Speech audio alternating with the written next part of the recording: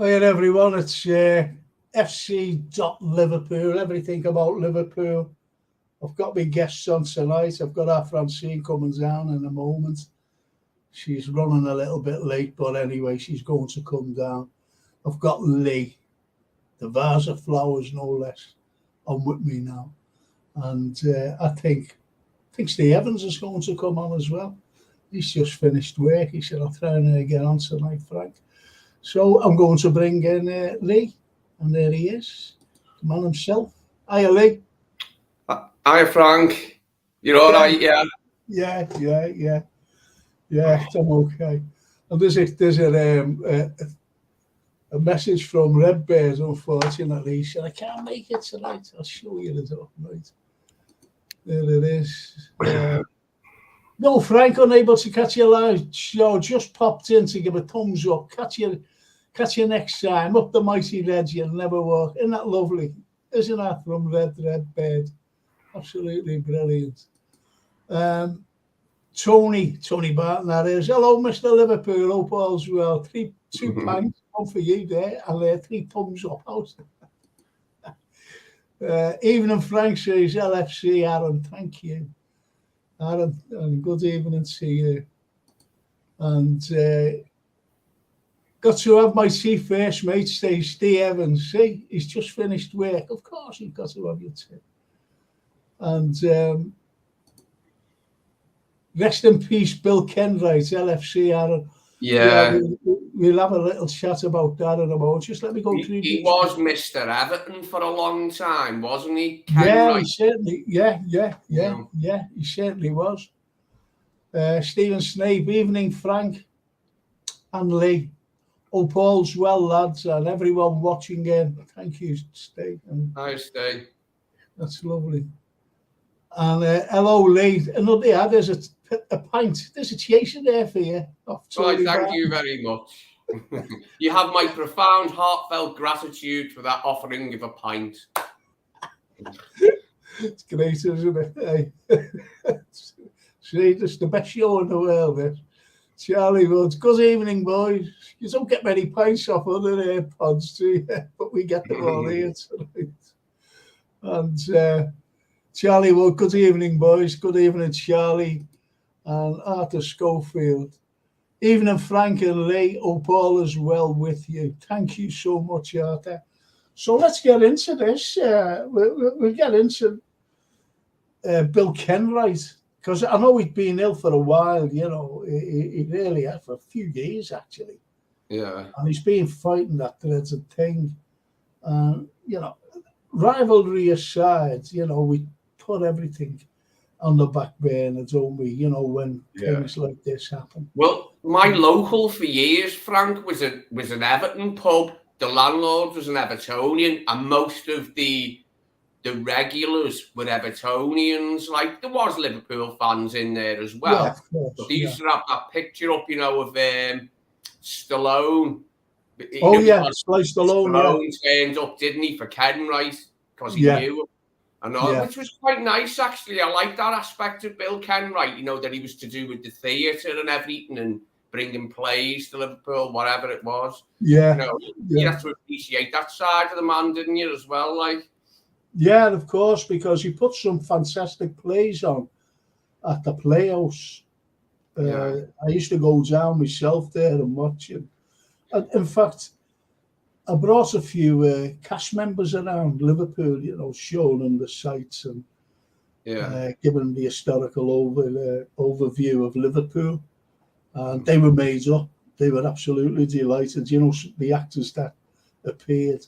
But he did put some excellent plays on to Bill Kenwright. And it's just so sad that. And he's a Scouser, you know, no matter what, you know, whether you're a blue or a red, we're all Scousers and we all feel the pain, you know, especially like someone. Like, he was Mr. Everton, wasn't he? It was as simple as that, Mr. Everton. And I remember this as well. It's only what LFC Aaron says. Kenwright's speech at the Hillsborough Remembrance was fantastic. I was there. I think that was on, it wasn't the 25th. No. I think it was when The Truth came out. I think it was when The Truth came out on the day, and we were all up there. But it is, no matter how you look at it, it's just sad. A Liverpool lad, was passed on, albeit that he was chairman of our most fiercest rival. Like Tony Wilson, being a Man United fan, I really like Tony Wilson. I used to enjoy him on the telly and that, and the fact that he was a Man United fan didn't really mean anything to me. You know what I mean? No, he's from Manchester. They were his team. There you have it. No big deal. Well, I remember him when Shankly resigned, when he was working for the Northern Reports, and he was going around. And there's a documentary about it. Not a documentary, but there's like clips where he's talking to people, Liverpool fans. Shankly's resigned. Oh, behave yourself. Yeah, it's not one young lad, isn't it, with the long, long hair. Yeah. Who said? Who said? Yeah, who said that? He said that. He hasn't. And he Tony. Didn't he say, "You're having me on"? He said, "You're having me on, aren't you?" And Tony was, no, I'm serious. Bill Shankly's just resigned. You went, "No way, you're having me on, aren't you?" Yeah.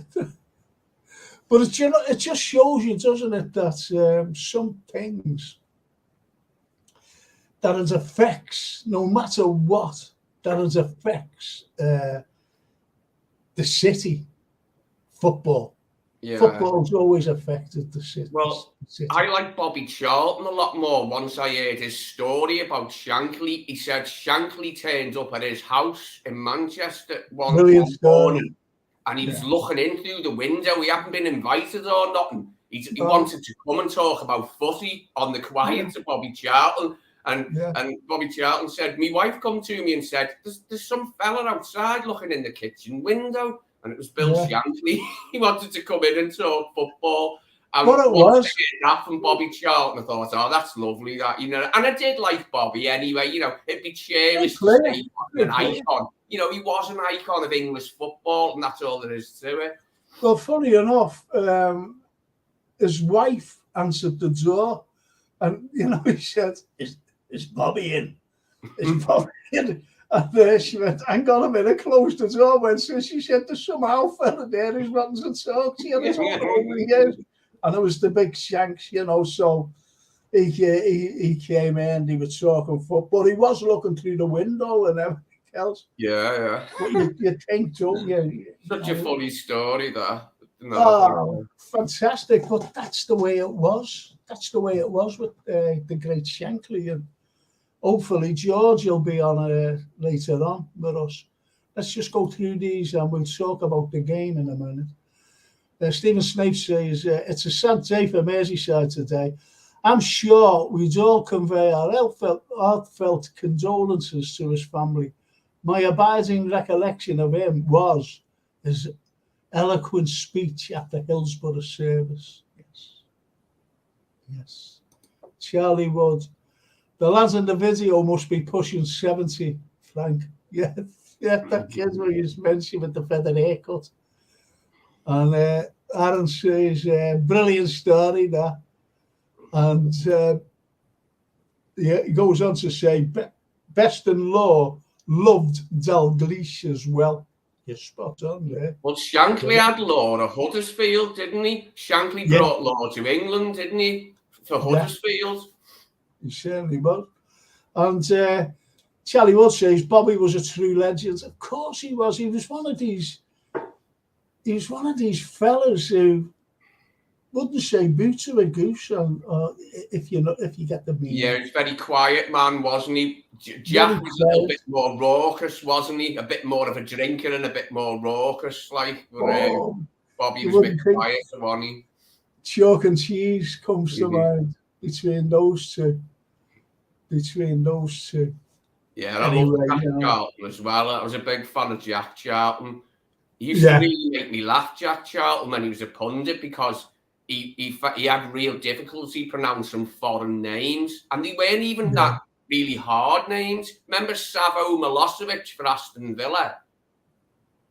Savo Milosevic, the striker. That's that's right. Well, Yeah. he couldn't pronounce Milosevic. He said mythology. I mean, where he got that from, I'll never know. Like, 'cause it doesn't sound anything like Milosevic to me. Mythology. That's what he come up with. Like, I was in bits. I was in tears laughing. Yeah. It was funny because he kept saying it as well. And he knew he was getting it wrong, and he was getting a bit not annoyed, but he knew he was getting it wrong. Getting it wrong, yeah. But that's the way it is. With Bob Paisley was like that. Bob Paisley wasn't very good with words, was he? Like, he wasn't like Shankly, was he? He was a different type of guy. Yeah. So, do you know what though? Do you know? I always remember. You know, you're talking about things like that. I always remember when Ranieri became Chelsea manager, and he couldn't speak a word of English. So at half time. No, at full time, he had this interpreter with him, and he was a little fat cockney. And anyway, it was asked a question to Ranieri. Ranieri came out with this big spiel. He just came out saying loads and loads and loads. So they all turned to the interpreter, and they went out, what did he say? And he went, it's a game of two halves. It's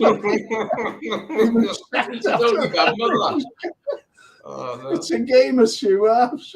I did laugh at when Ranieri first come to England. It used to be the Cop magazine, and there used to be a monthly magazine, the Cop. Yeah. And there's a picture of him saying the SHIT is pitch. Yeah. This shit is pitch. It was really funny. Like, he just got it. Yeah, back to front. Yeah. This is pitch. Yeah, back to front. Really funny. You're always making fun of him, like. But Claudio. Well, anyway, Alan says, I think Munich changed him, understandably so as well. It did change him, of course. Yeah. That's he's talking about. He's talking about Charlton there. Franz Beckenbauer will be sad at the passing of Bobby Charlton. They actually became very close friends, built on a reciprocal respect for one another, says Stephen Sneed. And Charlie Wood says, remember Jordio Engasias, Frank? Yes. Jordio Engasias. Oh, this is absolutely good. So listen, let's get back to you mean Julio Iglesias? Yeah, Julio Iglesias. Jordio Iglesias. Jordio Iglesias. Yeah, I remember that fella, yeah. Who was that other one? Charles Aznavour. Remember him? Charles Aznavour. Yeah. I went to see Julio down at the dock once. Oh, yeah. No, he's dead smart. Came out in this tuxedo and white shirt, and absolutely fantastic. Yeah, he sure could croon, couldn't he, Julio? He had a voice on him, didn't he? Then at the interval, obviously, there's some like dances on us, so I forget what it was. And then for the second half, he came out, and he was still immaculate. And do you know what he was wearing? A pair of jeans and a white t-shirt. That's all he was wearing from a tuxedo. Which he was immaculate to a pair, and he still looked. I think he could dress put a bin bag on him. One of them types of people, to say, she's down. So we can talk about football now. Hopefully, I can get hold of Jason as well, because Jason, I've got to get something off. That's my monitor's here, and I can't do it. Jason has to do it. So I'll give him a ring as soon as our Francine comes in and she's ready. But she is here. So we'll talk about post-match, the Everton game. We'll also talk about Thursday's game against Toulouse. I can't remember us playing Toulouse in 2007, but apparently we did, didn't we? We did, yeah. Yeah, I don't remember it. Hang on a minute, Lee. Hey, up.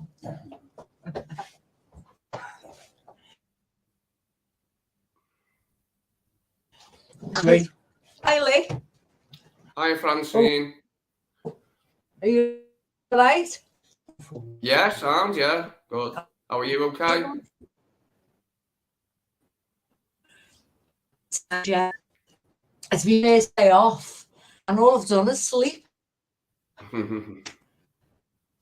Oh, you need I your don't rest, know don't you? Yeah. Oh. Yeah, so I've just booked in, so like I'm a bit tired. I don't know what you've been about, to be honest.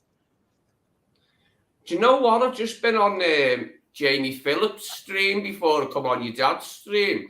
And Lucho was coming in for a bit of stick, you know, Diaz. Not bad stick. People weren't saying get him out the team, but people were questioning his starting place. I thought he had a good game against Everton. I thought he pretty much did the damage, didn't he? He got the pen, got us in front. That's what won us the game in the end, wasn't it?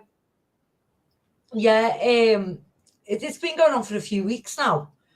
I think the comparison with Mane, you know, he took over his role really, and I think that's, you know, Mane was what, 20 plus goals, even when he was in bad form. You know, we were lucky at that point, weren't we, Trav? Yeah, tough act to follow, isn't it, Mane? Yeah, very tough act to follow. I mean, when he first came onto the scene, he was a bit like Nunes. He'd have all these good chances, but would never take them, you know. And he started to score at the beginning of this season. But, you know, I don't know. But as you say, he gets in dangerous areas and stuff. So, when he got injured versus Arsenal, he was just starting to score goals then.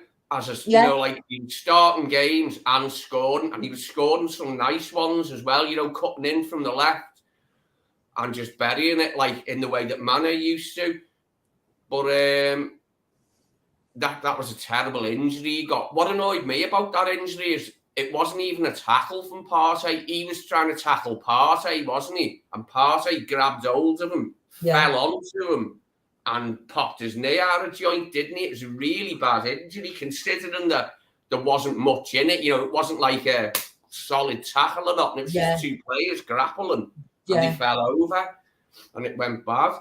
But yeah, it's been tough for him to come back from that because it was a bad injury, though. Well, you know, you've got to give people time, and see, we've been fortunate, haven't we? That, like, you know, the majority of our players that we've ever bought have just got into the squad and just gone on running, you know, and that's it, you know. But yeah, I think Liverpool fans, it's all a knee-jerk reaction at the moment. And you know, we've got Salah, who's just amazing. We get so much from Salah, don't we? Like, you know, it's not just the goals, it's the assists, isn't it? Like, he's just a goal machine, and he just creates havoc. Like, I mean, we've got other great attackers too, but Salah, he's always there, isn't he? You can never write him. I mean, he had a bit of a rubbish game, didn't he? Actually, he was quiet, wasn't he? He was quiet in the derby, but there he was when it mattered towards the end, and the points came back to Anfield. But that's the difference of world class, isn't it? Yeah, that's the difference. You can be out of a game, and then you just have this magic. And that's what it's about. There was a thing, I think it was, well, I think it was all. It was Sky News and BBC, you know, when Tottenham won on Monday, and it was like, is Maddison and Son the two best forwards now? And everyone was like, no, what about Nunes and Salah? And Nunes doesn't even play every game, or he'll come on and stuff. But if you look at their assists to goals, it's amazing. Yeah, I think Nunes, like him and Salah are hitting it off, aren't they? Slowly but surely, you can see it coming together, like just like a telepathic understanding. They get each other's strengths and they know where each other will be. Yeah, I like the one away to Newcastle, you know, when Salah used the outside of his left foot and put a Nunes went for it with he sort of went for it with his foot and with his head, didn't he, at the same time, and just put it wide. But that was lovely. That was poetry in motion to see that come off the outside of Salah's foot. I always think of the goal in Munich, the outside of Salah's foot onto Mane's head at the back post. Good night. Munich were out, weren't they? That was it. That was end of. Yeah, well, I mean, it's all time, isn't it? We've got like a relatively new squad, you know, and we're fortunate that, like, you know, Szoboszlai's like fitted in straight away. McAllister's taking his time, but he is playing out of position. He's getting a few bad comments as well, but you know, he's not in the right position at the moment. And then you've got Gravenberch, who hasn't played for about 2 seasons, but he's like coming into his own as well. So, you know, I think it's looking good. My dad still thinks that we would have been, well, which is understandable, that, you know, if we would have got a DM, that we'd be in a better position now. I've been watching vintage videos of Graham Souness today, just because I was in the mood to watch vintage Liverpool. And I'm watching him and Ian Rush. Just half-hour videos, like, but it was just brilliant to see Souness, you know, performing that role. Like he was the ultimate, wasn't he, in that role? He was so good, wasn't he, in that defensive midfield role, shielding the back floor. And his passing range, though, and his shots were brilliant too, weren't he? He had everything. Yeah. One of the legends, isn't he? Yeah. And tough as teeth, wasn't he? Tough as old boots. Well, that's what we're accustomed to having, like, battlers, aren't we? But the game's moved forward now, hasn't it? Yeah. Could you imagine, like, a battler against, like, Bruno Fernandes or someone? He gets on the nerves, Fernandes, because he's such a good player, but he spoils it with his histrionics. He goes too far, doesn't he? You know, like with the ref. Like, you know, he's like incredulous. There are decisions been given against him at Old Trafford, and you're like, calm down, will you, mate? You know what I mean? Yeah, you will, yeah. Yeah, well, that's what I mean. So the game's like progressed into, like, it's more about skill and bringing physical, and physical. Like, it's not physical anymore, like as in what we're used to. You know, battles, having a tough one. Saying that, watching that Graham Souness video before, he broke the Bucharest player's jaw in the European Cup semi-final because the Bucharest player had been kicking him all match. So he thought, I've had enough of this. And broke his jaw, left him on the floor. But they were after him, weren't they, in Bucharest when we went away for the second leg. His legs got a bit of a tan, like in that return leg. Souness, me and Steve were talking about Souness the other day. One of the greatest of all ever to put a red shirt on. And he was everything that you need for it to be a top draw midfielder. Souness had it. Yeah. Listen, I'm going to before I bring Steve in, I'm just going to, while I bear me little hands on this cup and 2 cups, I'm going to bring some. I'm going to bring some people in. Stephen Snape says, "Are you Francine?" I don't know where to go because it's the opposite. LFC Alan says, "Yeah, CL qualifier. Verona scored a banger. I don't know what he's in the away leg. Bonkers LFC. The different kinds of player, Manny." And Steve, that was about saying okay. Diaz. I thought Diaz did okay. It was always a mismatch with Ashley Young, and there was only one winner. His goal at Spurs should have stood, and he was decent as well. irate The and sending say, off was made somewhat sweet by the fact that Ashley Young turned us down for Man United. Remember, we went in for Ashley Young from Aston Villa and he turned us down and picked Man United when Brendan Rodgers was manager, I think. So there you go. Little bit of revenge there. I'd have turned us down if when Rodgers was manager, to be honest. Yeah, we were pretty bad. So was Steve Evans. He was at down as well. Can't disagree there. Rodgers.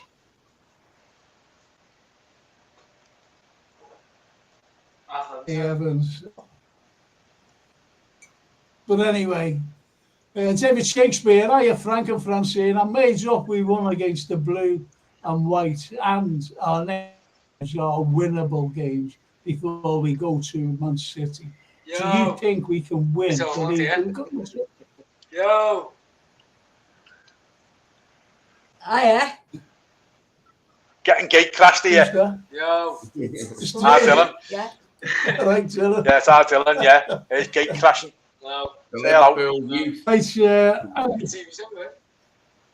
Who's watching this? Loads of people. Loads of people. I'm getting off. He's run off now. Shit himself. Sorry. Anyway, going back to Souness, great player, should never have been manager of the Liverpool Football Club.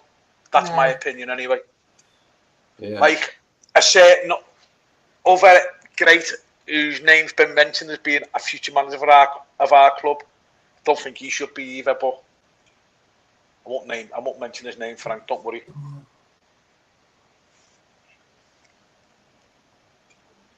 Go on, you've all gone dead quiet there. I was listening to the game. You broke up. I'm just. Who broke up? Me or you? Frank, yeah. Yours keeps breaking up as well, mate, yeah? Yeah, yours keep breaking up as well, you know. Okay. You know, when you think back to when we got Souness as manager, you can't help thinking, can you? Why didn't we just let Kenny have a month or two's break? I mean, do you remember how quickly he said that in his book, didn't he? I remember the summer of 1991. I just turned 18, I think, and Kenny was took the Blackburn manager job, and he'd only been out of footy for about 2 months, 3 months, hadn't he, or something? Yeah, he went away on holiday, didn't he? He always said in his book, he said, I refreshed myself and I wanted to come back, and Liverpool just took Souness on. Yeah. It was just the right set of circumstances to for our demise, wasn't it? Really, in the early 90s, I can't see many managers being able to have made a success of that period after the damage had been done, and we'd become also rans. It took ages, didn't it, to get anywhere near back into contention, anywhere near it. Absolutely. Well, you know, that's what being a fan is, isn't it? That's what football is. You have your highs and your lows. Doesn't matter what team you support. You're not going to win all the time. No. Not at all. It did set us back when Souness took over. And, you know, Kenny went on a sabbatical, didn't he? But he wasn't out that long, you know. He wasn't out he took over Blackburn, but he wasn't out. Yeah. You know, he took over in the summer of 1991, the early summer of 1991, and he walked away in the January, so he'd been gone for about 3 months or something, I think, Kenny. Because I was shocked when he come back so quick. I was like, wasn't expecting Everyone was. And everyone was saying, why didn't he just stay with us? Why didn't he just stay? But that's the way it is. And, you know, it's history now. He did come back, did all right. Never did great, but he did all right. And these current owners just got rid of him. He got rid of him. Simple as that. Listening to the game on the radio, they were saying that needs to come off. Then he scored. I've always said you can't bring Salah off because he's liable to score at any minute. in that 90 minutes. Well, I was saying to what's his name? Lee. I was saying to Lee, he's a world-class player, and that's the difference, isn't it? You can be out the game all the time, and then bang, Yeah. you know, and that's what sets you as a world-class superstar, isn't it? And I love Mel. Yeah. Well, what do you think? Yes, he'll surpass a few. I think he's. I think he's He looks about. He is 30. You know, he's got like model looks, hasn't he? Oh, stop it. He has. Model looks. He looks like he does. Looks like a Who model. got him? Yeah, he's got a really good smile. Yeah, Genie has a nice That's just smile. my-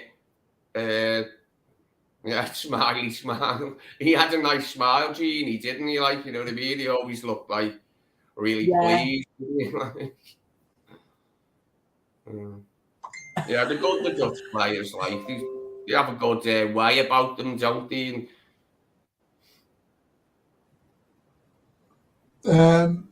Yeah. Charlie Woods. Some fans don't understand how the game works. You know, I don't know about that. We've all got different interpretations, haven't we? You know, it's like what he said. He was listening on the radio and they were saying Salah needs to come off. And other people, like myself, if he was awful, he's liable to score, and that's the greatness of this Mo Salah. That's the greatness of him. Well, last season when he had a bad season, I think he scored 24 goals, didn't he? Yeah. You know, and that's a winger. People class him as a striker, and that's how good he is. He's, you know, wingers. Ryan Giggs a dream would love to be Salah. Didn't score as many. So. He texted us to say, "Hello everyone, hope you're all well. Up the Reds. I'll be there Thursday. Can't wait." It's only bad. Hello Francine and Steve. Yeah, see, thanks and everything. But Steve's gone. Steve froze himself out. Even if Frank and Francine and all says the lovely ad. And soon as selling Beardsley and Staunton was a terrible decision. And that was it. And Houghton. Ray Houghton as well. Yeah. Ray Houghton had some good years left in him there at Villa when we got rid of him. It devastated him. Yeah, he done well for Villa, Houghton. It's strange this. Look at that, lads and dads. He took his mother to the Derby game the other day. She loved it. And when we went to meet Roy Evans before the game, seen a few other legends going past us. I seen Michael Thomas as well. Didn't he play in the 90s? Yeah, he did. Scored against us in 89, didn't he? Yeah, he did. Yeah. And we lost the league through him. And then we signed him. Well, we done that a lot, didn't we? We bought like a lot of players that scored against us, and then they were flops. Yeah. Souness played in our probably most feared midfield, Terry Mack, Jimmy Case, and Ray Kennedy to be the headline actor for Miggs. Souness, a very special player, bad manager though, as Steve says. Brian McMahon says, too early to say we will win the Prem. Look to the January transfer window and the players we are linked with and the possible positive signings, then make a judgment or judgment call if the Reds get it. And I've said that all the time, haven't I, Francine? Yeah. There's Steve back. We love a January window bag. We love it. Because we have had some great players brought in. Oh, yeah. Mm-hmm. Starting with Van Dijk. Yeah. Suarez. So what you think? Suarez coming in January.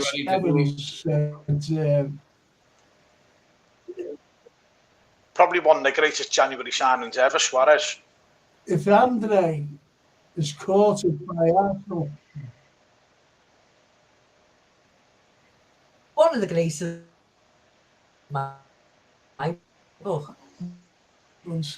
everyone. But it's that we get a number 6. It really is a must. If we're to push forward, if we're in a good position, it's a must that we bring in this Andre lad because he plays number 6. And he's good. I've seen him on YouTube. And he's absolutely brilliant. He is. We're linked with another player as well. I can't remember his name. Is it Inacio? But he's is he? Is he a year younger than him? I think so, yeah. I think Inacio's like 22. Plays for Sporting Lisbon. Left foot. Centre half, any? Oh Yeah. no, this Can play no, left this is back another as well. this is another Brazilian. Oh, right. No, Andre's Portuguese. Inacio's Portuguese, so I don't know who the other Brazilian is. Oh no, I know Inacio. No, it's not him. But no matter if we're linked with, we've got to bring them in. It's no use being linked with. We have to bring them in, and we have to bring them in January. Well, the Robbo injury has made things a bit different, hasn't it? Like, the Robbo injury has made things look a little bit more threadbare at the back, hasn't it? You know, we've only got one choice now. We've only got one left-footed bloody defender now, and that's Costas. And he's going to have to hold the fort, isn't he, till Christmas or something now. Yeah. Well, did you race him on Saturday? I thought he was all right. Yeah, he didn't do anything wrong. I put it that way. He didn't do anything bad. He wasn't outstanding. He's a good crosser of a ball. Yeah, it wasn't a great performance from the whole team, was it? Nobody really played that good in the derby.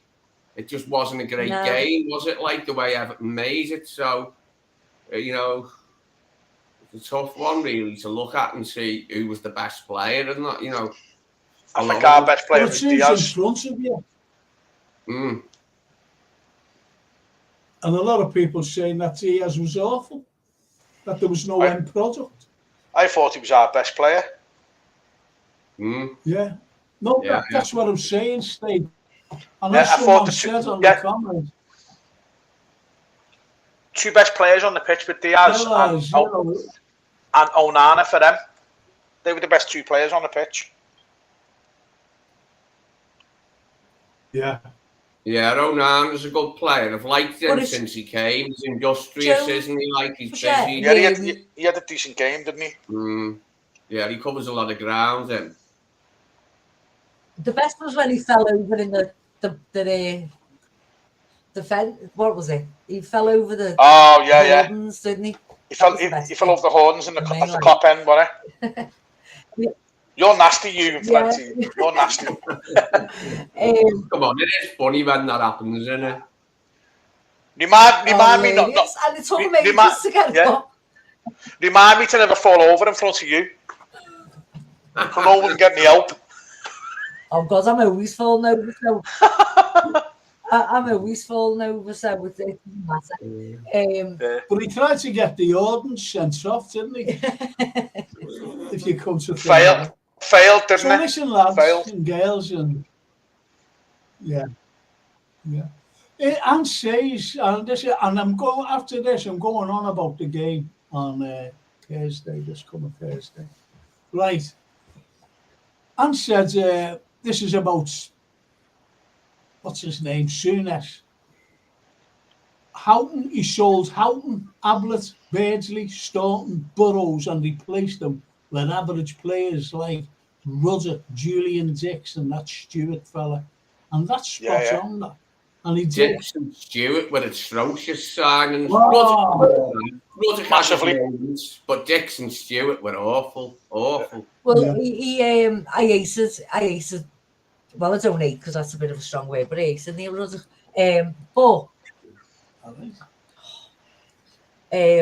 But they were having feuds with Tottenham at the time, and he took that because he got them for barely nothing.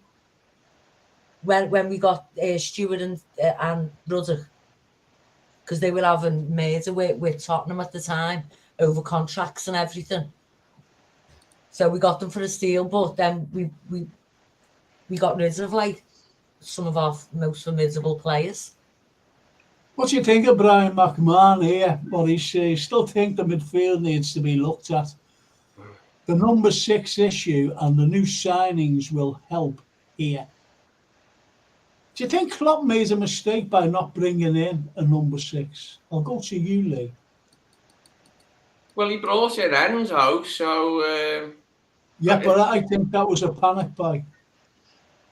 Possibly. But, he hasn't played them. Yeah, but it's like the Fabinho thing, isn't it? How long did Fabinho sit on the bench for when he arrived? He did not play for months. He didn't play. Yeah, he took a while to get in, didn't he? Took a while to get in.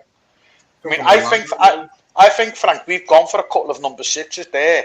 Their clubs have just said, "No, we want £120 million from Liverpool." Just said, "No, not paying it." Yeah, okay. And I personally think that's what's happened. Like with the Caicedo thing, thank God we never signed him. I know. Whether Enzo makes it or not, like, is another matter. But we wouldn't have bought him for nothing. I don't think Klopp would buy a player that he didn't rate. So Klopp definitely, Jurgen's definitely seen something in him. Like, I mean, I'd never heard of him. To be honest with you. Didn't Jurgen say we were buying back Henderson years previously? But he thought Endo was too old. Even then, 2 years previously, he said he wanted him, but FSG said he was too old. But then changed their mind after the Caicedo business. That's it. After Schofield says, Mo has a nice 6-pack to match strength against getting hurt, strong as an ox. Got news for that. He borrowed mine, Mo, and I want it back. He borrowed my 6-pack, and I want it back. And says, does anyone agree it's where McAllister is playing in the team that's causing a slow start more than anything else? Yeah, I totally agree with you, Ram. I totally agree. Do you agree, Steve? I just think whether it's down to that or the fact that, like, we're just starting slow. I know we definitely don't like playing at half-12. That's been proven now, hasn't it? Just don't like half-12 kickoffs. Yeah. And the Prem and the telly companies have got onto that fact. They keep giving us the half-12 kickoff, like the Man City games, an half-12 kickoff. But that sounds like I'm moaning, but it's kind of been proven. Whether it's just down to McAllister, I don't know. Do you know what I've noticed with the Man City game away? It's 1:30 rather than 12:30. The kickoff. It's even weird. Yeah, it's weird, isn't it? I've looked on my telly, on my Sky, on both clubs for their fixtures, and both clubs it says 1:30. Yeah. For that Man City, Man City have definitely had a hand in that. They've said some because aren't they playing like a European game or something? Well, that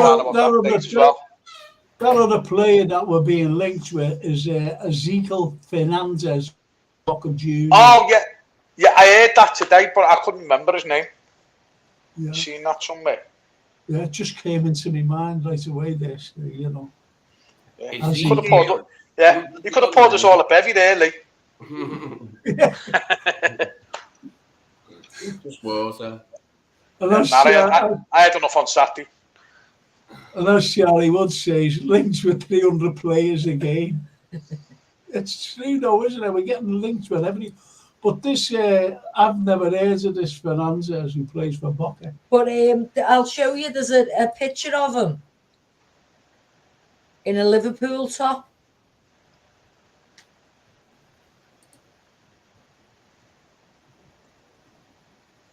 And that's him. Is that that's last season? That's last season's kit, isn't it? Yeah. Or the season before? Yeah. 4. Okay. So. Okay. Well, do you know what position is he? Is he centre half? Is he? I think he's centre mid. You know. Centre mid. I think so. Yeah. There he is. Yeah. That's the picture I seen today in this Boca kit. Like, yeah.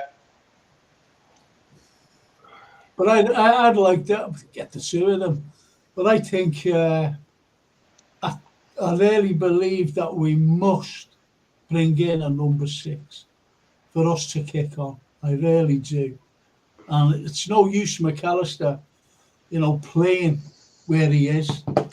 And that ball he gave to Nunes, because Mo Salah's goal, his second goal, was phenomenal. Have a look at it. Just have a look at it again. Yeah. It was a phenomenal pass. And he was surrounded as well. And I think he nutmegged someone and just went right through. Perfect weight of the ball. Yeah. Perfect. And he just ran on, gave it to Mo, goal, second, killed the game. And that was the end.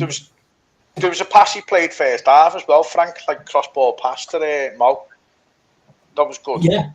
And I thought Gravenberch had a decent game until he got knackered. He did. Yeah. Well, he isn't fully fit, really, is he? Especially no.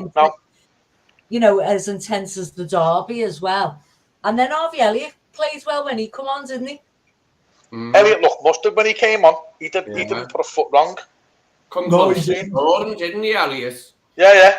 I mean, the fact that Everton played the way that we all expected them to, 2 banks of 4, and as I said to you before, Frank, Jürgen needs to find a way of breaking teams down like that. He still hasn't managed to do it.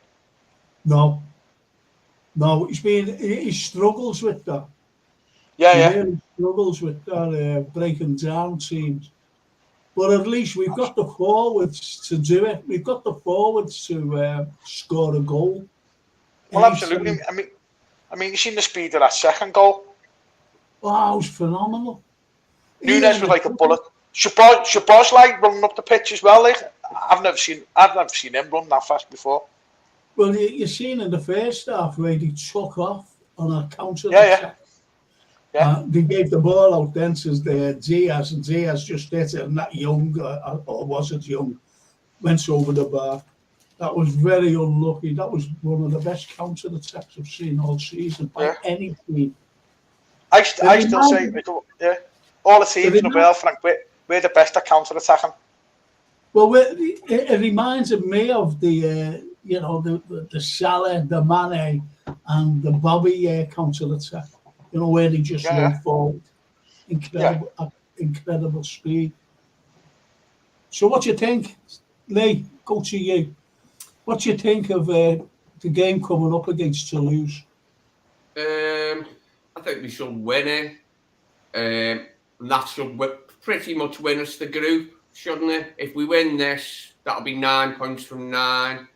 They'd still be on 4 points in second place. So we'd be 5 points ahead of them. 9 more potential points.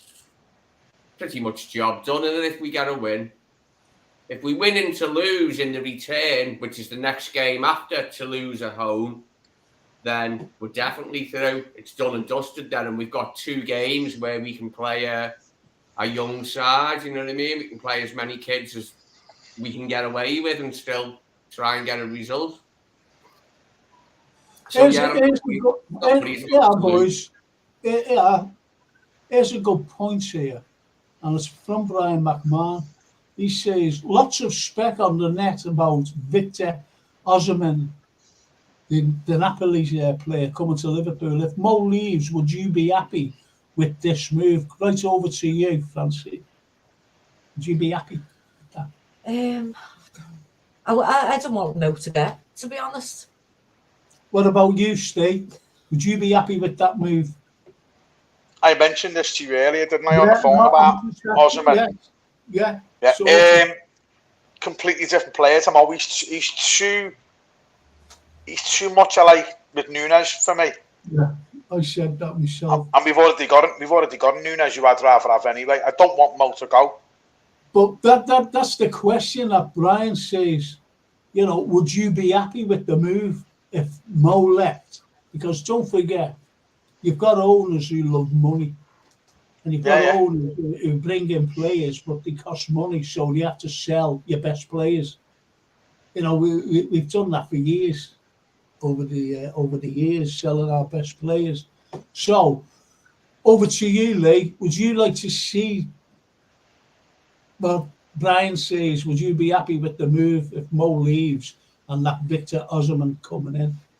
No, for the reasons that Steve just said, he's a completely different type of forward.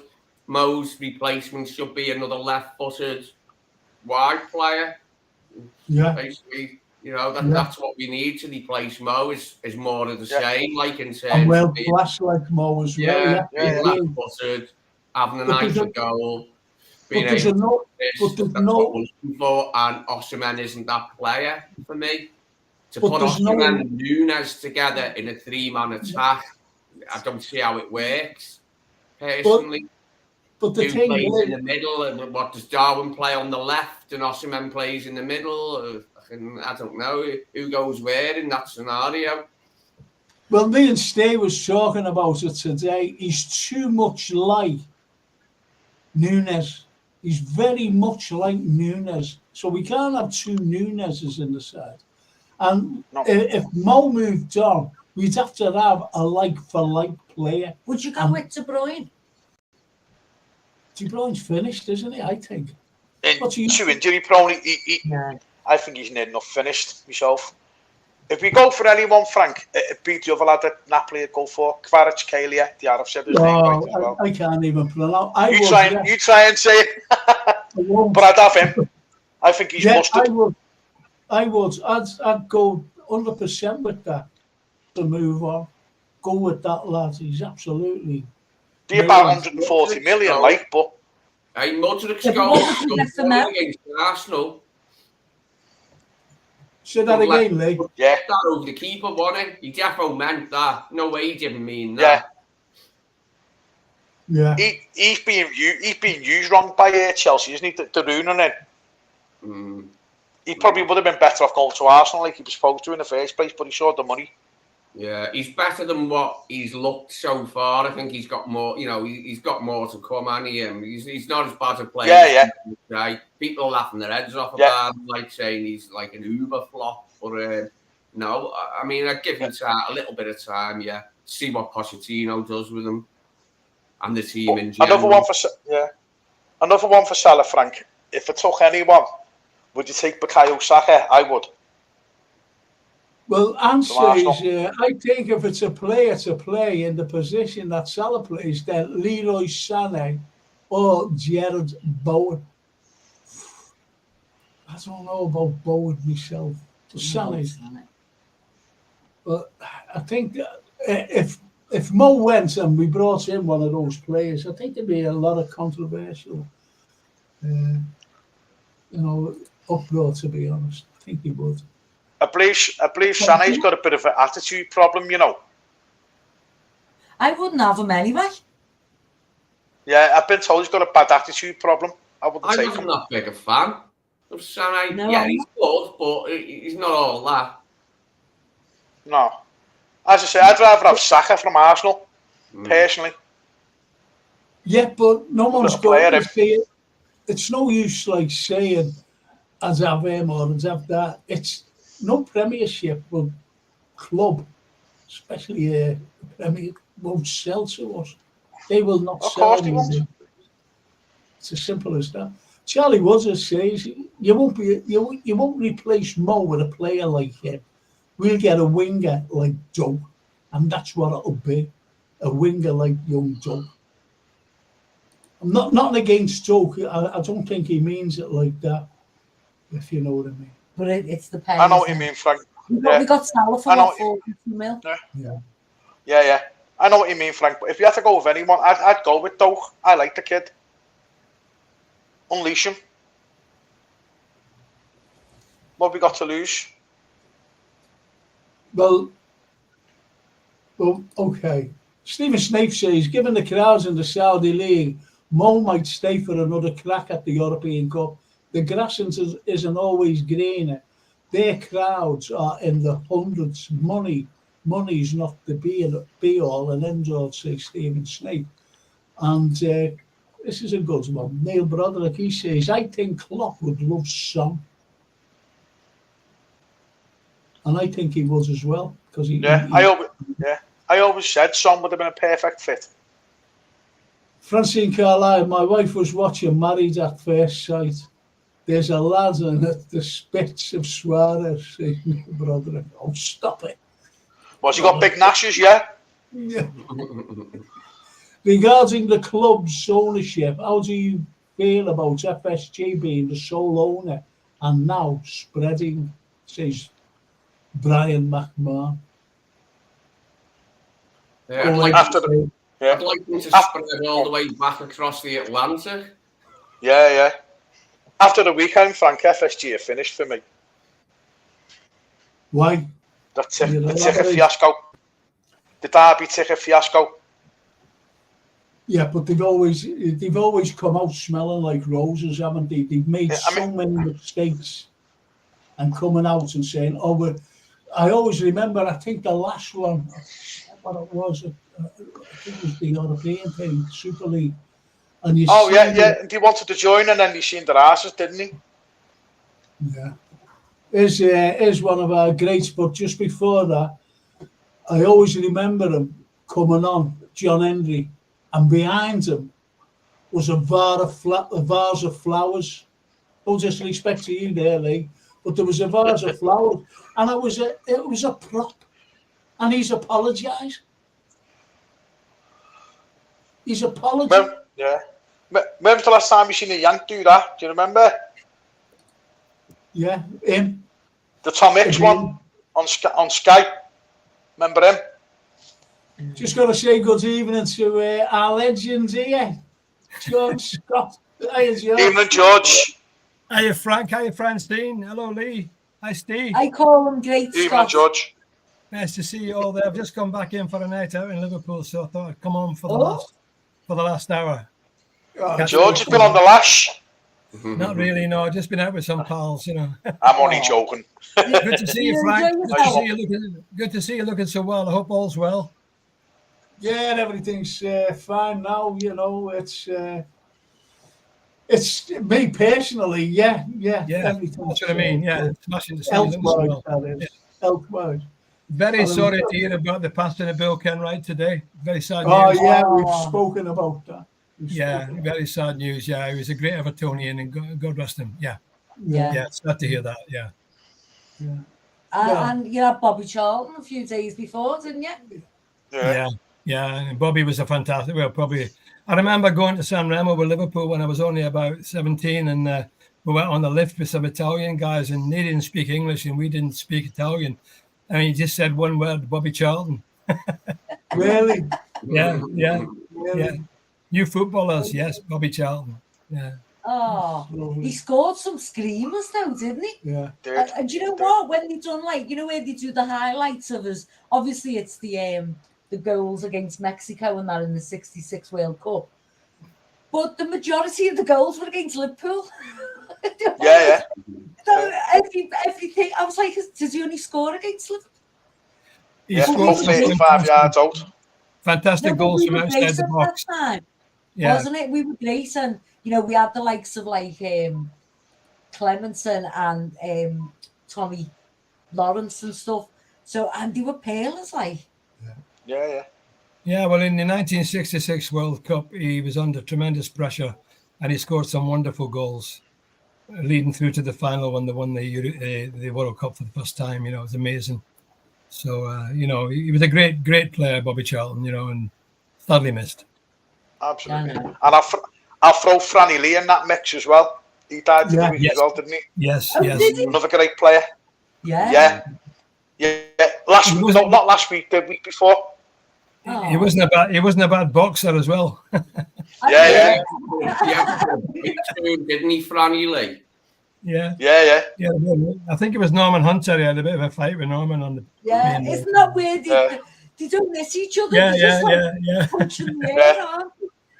Yeah. It's like the Keegan one in Bremner at the 74 Charity Shield at Wembley. And the Saint as well. He knocked somebody out. Yeah. He got away with it because Shankly put some wintergreen on his crotch, and they went down to the FA hearing, and he said, "Show him, Ian. Show him the bruise." And he got away with it. Well, that was down at Spurs now. We were talking about that. We had a night out for a night for him, didn't we? and we were talking about that, privately, and he just said, it was instinct, he said, and I just hit him. He said he went down. He said like a bag of eggs. He said I stood there and I was looking at him wide-eyed. And people thought that was all anger and everything. He said, no, I was just shocked that he went down so quick. Amazing. You never get away with it now. God bless you.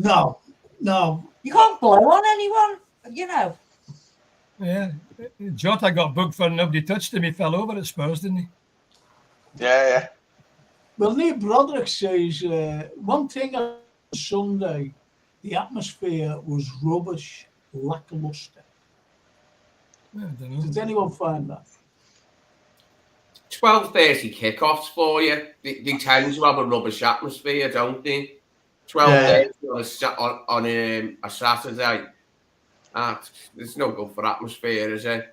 Half 5, it would have been much better, wouldn't it? But everyone's half asleep, aren't they, at that time?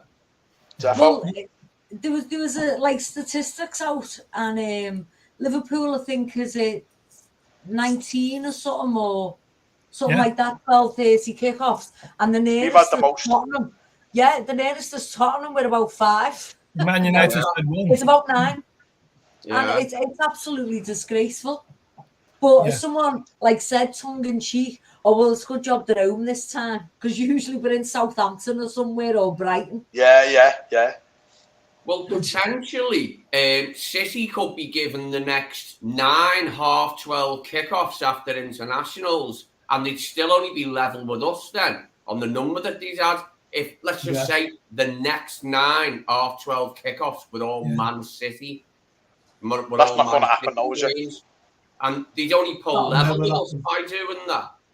Imagine the faces on them, and imagine what Pep would say and what their fans would say if they did 9 in a row of half-12. Yeah. It's not fair. Well, I'm not bemoaning or anything. The thing is, the way you look at it, this season especially, it seems as though there's an agenda against Liverpool. And that's Been like that for years. It's shocking. It really It's is. just more evident now. Felt like that before until recently. That Spurs business, and then half-12s, and I just feel it lately that there is an agenda, that there is a dislike of Liverpool Football Club within the FA. It resides within the FA, and it can have an effect on decisions. Yeah, it's like the old boys network. All the old boys network, all band together. Yeah. Well, as Anne says there, the establishment don't want us on Liverpool. Yeah. Of course they don't, because we're the only ones who stand up to them at the end of the day. Yeah. The London media don't want a successful Liverpool for sure. Absolutely.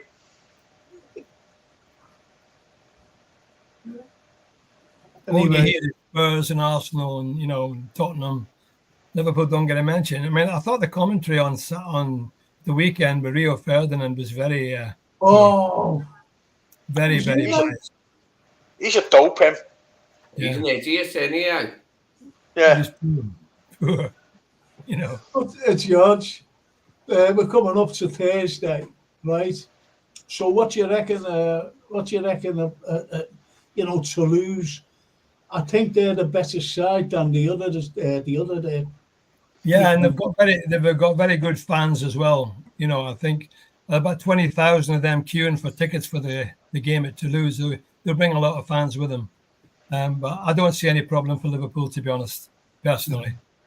I mean, I think we've only lost one game in the last 44 at Anfield.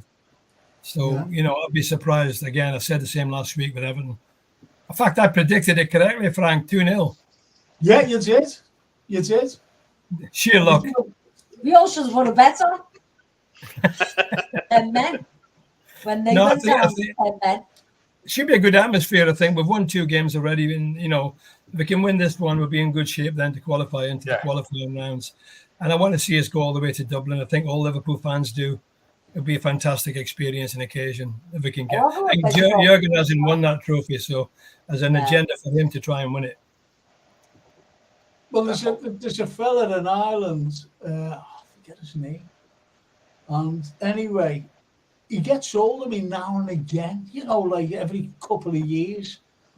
And when we when it was announced that we were in the Europa League, where the Europa League final was being played, he said, "There's a place for you here, Frank." He said, "I want you to come over." He said, "And you're staying with me." So I said, "Oh yeah, okay." Now you just forget those things. And he was on the, again. He sent me a message. He said, "Don't forget, you know, there's a place here for you." He said, Oh, so I said, fantastic. "Oh, okay."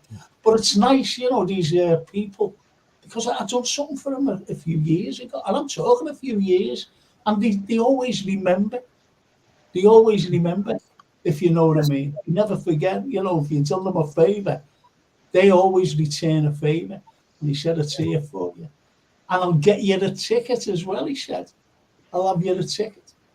So I said, "Okay, I'll send that Francine over instead." Just say I changed my sex. My dad's pimping me out as usual. I mean, can you imagine the atmosphere in Dublin? Can you just imagine it? Oh, amazing. It'd be better than anything we've ever seen, I would It'll imagine. be a cauldron, won't it? It'll be a cauldron for that final if we're there. Yeah. My sister lives in Kerry, so I've already planned. I'm flying to Cork, staying in Kerry, and then getting the train up takes 2 hours. Yeah, people will go there without tickets, getting the pub round about the ground. And Yeah, they'll just enjoy themselves.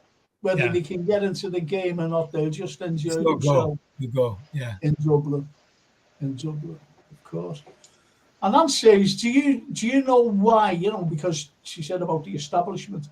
Because everyone else takes whatever is thrown at them. But Scousers fight back. Yeah, And absolutely. I think that's a very, very good point. Dan. Yeah. Here, Broderick says a 3-0 win. Comfortable. A comfortable 3-0 win. Will Keller be in goal? I should think so, yeah. Yeah, I'd imagine so, yeah. Harvey Elliott will probably play. Charlie Wood, this is a cracker. Pickford broke an Anfield record on Saturday, the first opposition goalkeeper to be booed coming on. Yeah. Because we always have a greater, affection, really for opposing goalkeepers. Because do you ever remember Gordon Banks? Gordon Banks loved coming to Anfield. He loved him, yeah. He always got a great round of... In the old days, our telegraph address was goalkeeper. Yeah.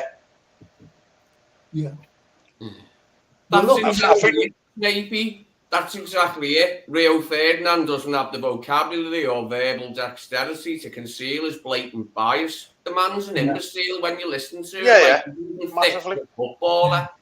I don't mean that to sound nasty. I mean, like some footballers, he's a terrible pundit. Like, he's got the verbal skills of a 14-year-old or something. And when he said Liverpool got lucky today, I thought, what am I listening to? God knows what he was watching. There was only one team going to win that game. They had one chance at the header early on, and that was it. Yeah, that was it. That's all. I do think Konate should have been sent off, though. Yeah. 100%. Even Jurgen said that. The thing about Konate's possible second yellow was Beto was already on his way to the floor before he got. Yeah, he was. He was. Saying that he was. Before Konate's actually went like that and touched him there, he was already like that on his way to the floor. So I mean, really, Deitch should have done the same as Jurgen did with Young, because Young was being beaten for pace by Diaz constantly, and it was always going to happen. It was always going to happen. He was going to bring him down, and so to leave him on the pitch was crazy. Like Jurgen got Konate off right away, and got substituted Matip, which was the right decision, really. Otherwise, we'd have been down to 10 men. I still think if we'd have been down to 10 men, that we'd have beat them anyway. We would, yeah. A better team by a mile. Because they would have changed the formation then. So then they'd have come out and attacked, and we'd have probably won about 5-0. Yeah. That's what, he tried to play, the 2 rows of 4. And, Steve said that you know, we still can't find a way of scoring, but we did. Whereas, you know, it's very difficult to play against. It's difficult to play against 10 men because all you end up with is like a 10-man defence. Yeah. And it's hard to find a way through. You've got to be good, quick, skillful to get through. And that's We've won 3 times this year with 10 men. And Everton always defend deep, don't they, against us now? Every derby, Everton defend deep, whether it's at Anfield or Goodison. They play the same way, don't they, in recent years? They rarely come out at all, do they? No. And that's why, when you're saying that about 10 men, why Liverpool are so good on the counter-attack. Yeah, and that's Newcastle. Look at the Newcastle game. Yeah. And those 2 goals by Nunes. Absolutely amazing counter-attacking football by Liverpool. Well, as soon as Nunes scored that first one, there was only one winner in that game as well. Yeah, that's right. Which was us. We looked like we were going to win. They looked spent as soon as that goal went in. They looked out of it. They looked spent, didn't they? Yeah. They looked as though they knew that they were going to lose the game. That's what that's what it was like to me. They just, you know, they were shocked. They were shocked. And the way we came at them after we equalised as well. And as you said, you know, they were spent. And we knew it. Tottenham Hotspur's got to come to Anfield, and so has Newcastle. They both got to come to Anfield. So we're in the advantage there for the start. The last time I remember Everton coming to Anfield and really being sort of like on a par with us, on a level in the table, was about 9 years ago, about 2014. You know, under Rodgers, when Martinez was manager, and we nearly won the league under Rodgers. That's the last time Everton came to Anfield and gave us a game. Actually turned up and tried to attack us. It was about 9 years ago. Ever since then, I can't remember them coming to Anfield and having a go. And we still spanked them anyway, didn't we? So lockdown, didn't we? Lee, I thought you were going to say 1968. Neil Broderick says Keller injured. All right, be Adrian then. I've not heard nothing. Oh God, no. I've heard nothing. God, we have to go down that road. I'd rather Petaluga played than Adrian. Yeah, if he's injured, if he's injured, Alisson will play. Adrian hasn't been picked for the squads, has he? No. He didn't get named. Yeah, he didn't get named in the Europa League squads, did he? He was the one who lost out. Yeah. Well, anyway. I think we need to play Nunes. We need to start Nunes on Thursday. Yeah, probably will. I just wanted to, you know, at the derby before the sending off, I found that Liverpool were playing like exhibition stuff. Yeah. Like the Harlem Globetrotters, they were just pass. They were just dictating the game. Yeah. But I have gone back, but I couldn't just about get it. I'll have to put my hands up. Like sitting in the back of the class. Neil Broderick says, and he's got a good point here, not every tackle is a card. That's a very good point. They're making the game a little bit absurd, aren't they? Like Jota's sending off that first card for Jota, and then he ends up being sent off because of that. You know what I mean? Absolutely. You look at that and you think, what's he meant to do? Where was he meant to, you know? Yeah. The fella didn't even touch him. When is Jones's banner? After Forest, I think. After the Forest game? Yeah. I think so. You got it is. You got 3 games. Yeah. Sure, it's after the Forest game. You'll be able to play against Toulouse. And he can play. I think he can play against Bournemouth then next week in the League Cup. Why I'm asking is, do you think he should play, you know, to keep his match fitness up against Toulouse, Curtis Jones? Yeah, definitely. I would. I'd play him. I'd play Gravenberch. Yeah. What would you say, George? Well, yeah, I would play him because he's been out for a couple of games, and that'd be a perfect game to bring him back at Anfield, to get, as you say, keep his match fitness going. I think he will play Gravenberch. He'll probably play Elliott, because you've still got Szoboszlai and McAllister on the bench, and Gakpo and a few others as well. We've got an embarrassment of riches to come on. So, I think you could play almost anybody. I mean, you may end up seeing Doak playing as well instead of Mo. See, look, I'm not being funny, but we need to win this league. Yeah. Europa League. Top of the league. And Win it. In the final. No. Look, we're in a little group. We need to win the group. Yes. That's all I'm saying. We need to win it. So, would you really play, the likes of Joe, would you play him? We need a strong team to go out and sort them. I think Jurgen knows that, because I think Jurgen, one of his biggest, apart from the Premier League, I think one of his biggest ambitions will be to win the Europa League, because he's never done it. Yeah. And also, as you said earlier, Dublin and all the rest. So he will put out a strong team, I think, to be honest.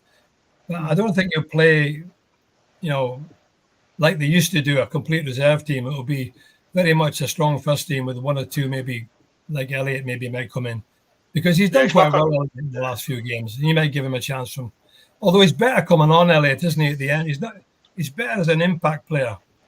Yeah, I think definitely. I think he might go. Maybe. I'd rather have Gravenberch, Szoboszlai, and McAllister playing.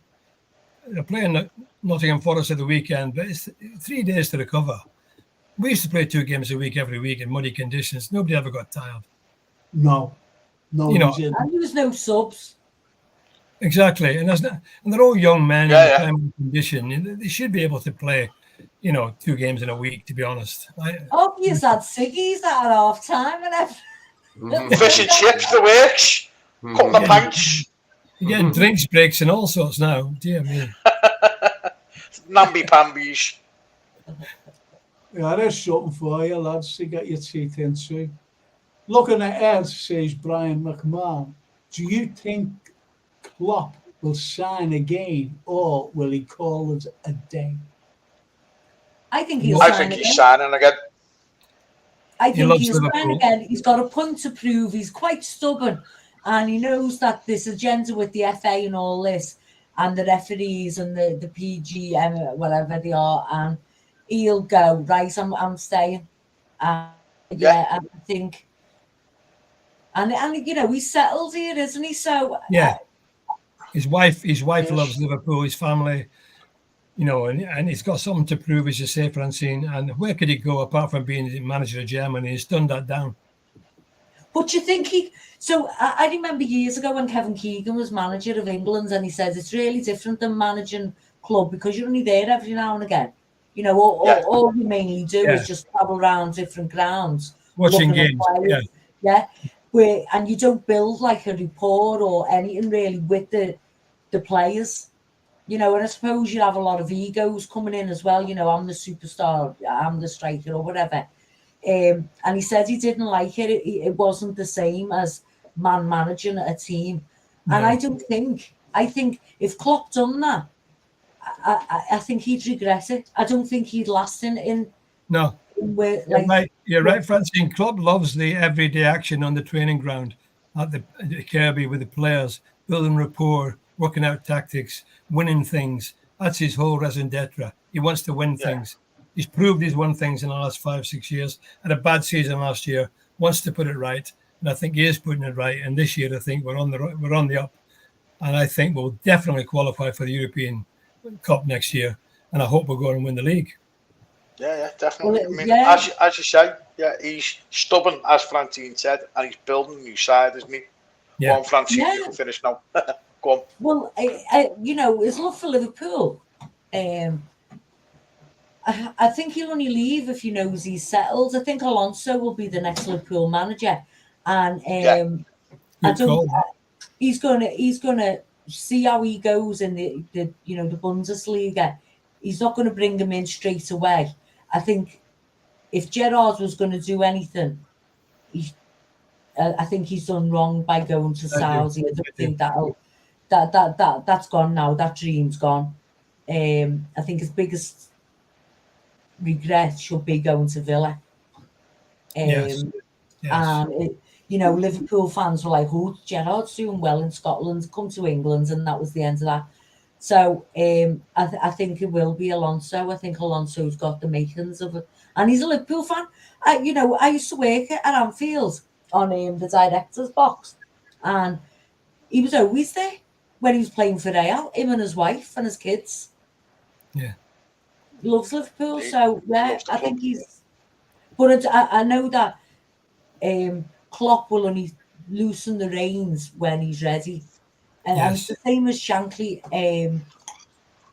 Shankly wouldn't have been a good Scotland manager either, because I don't think, even though it wasn't for him. They're hands-on people, and they want to build. So Yeah. Absolutely. It's all about passion. He's got the passion for the club and the supporters, and the history of the club and everything. He's into all that, Jurgen. And I don't think he's going to go anywhere soon, to be honest. No, and the more he stays, or the longer he stays, the longer Xavi will get all the experience That's what I needed, think it is. Yeah. to be Yeah, yeah. honest, because he'd love to take over Liverpool. Remember, one of Bill's greatest sayings was, "Get into the habit of winning, boys. It's a good habit." Yeah, yeah. Well, think that's and what that's Jurgen been, does. don't you think, from the Shanks days, that's the mentality of Liverpool. Every manager has instilled into the players, but especially, as you know, George, we know Marius, we know personally, Yes.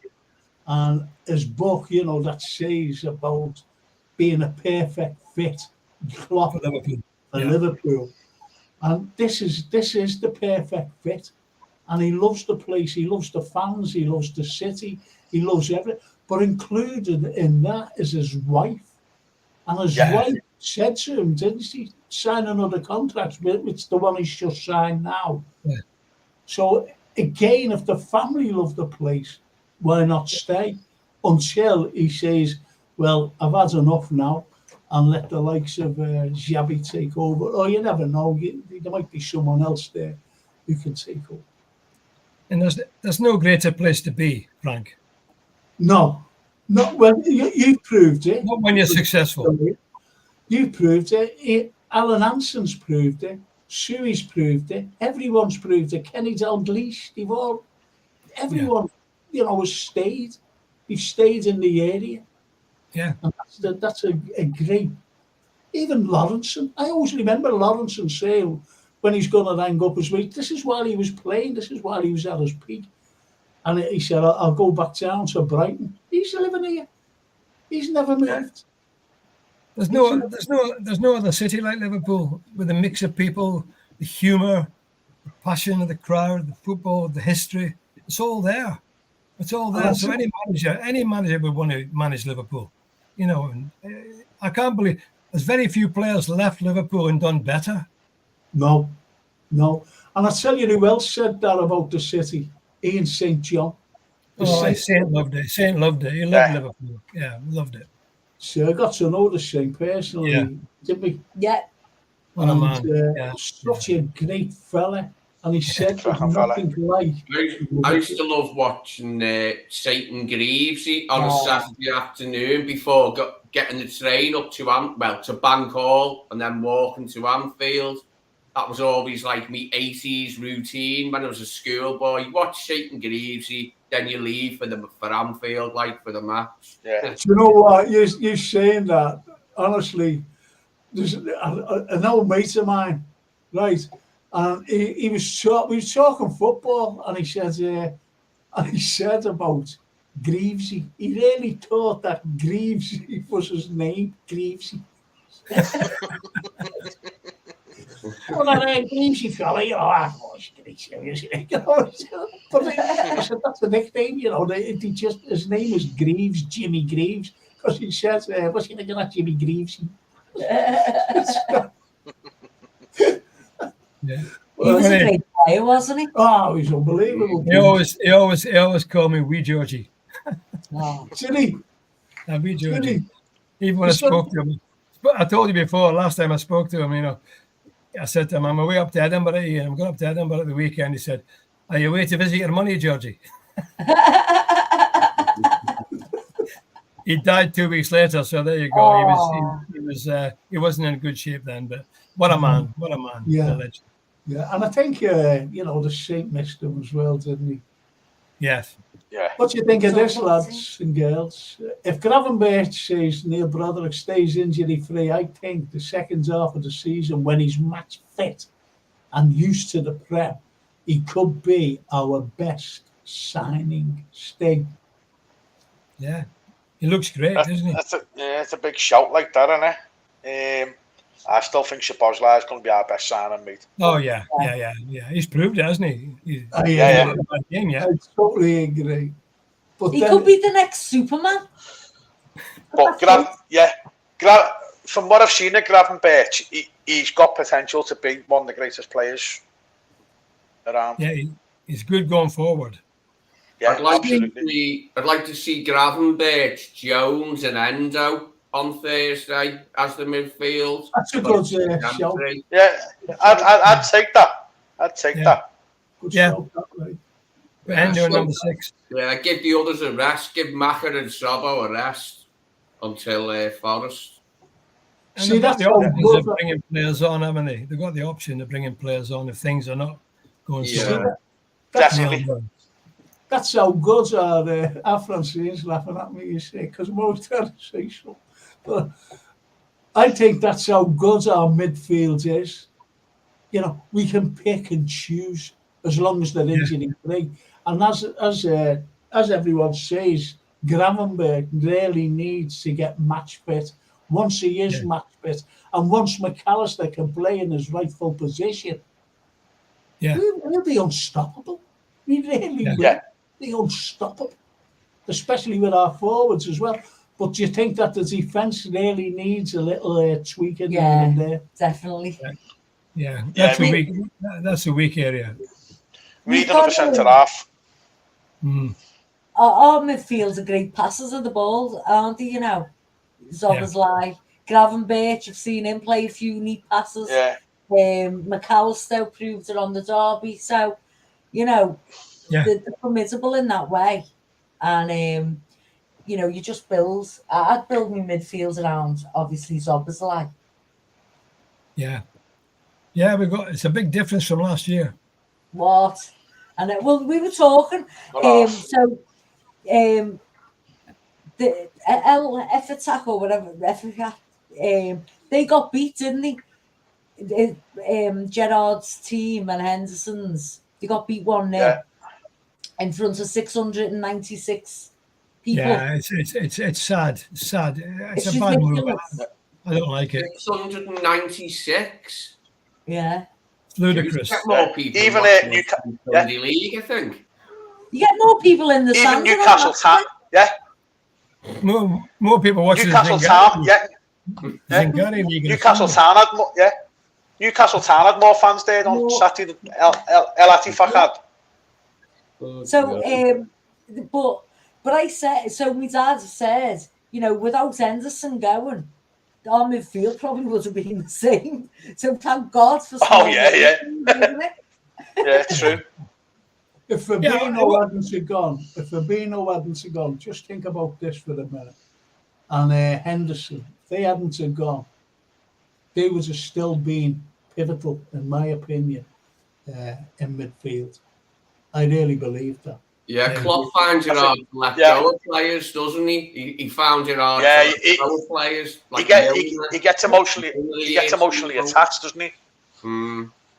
So but I don't think Klopp would have accepted that because he already spoke to Henderson and told him he wouldn't be part of the team going forward. Really, that's but my point, George.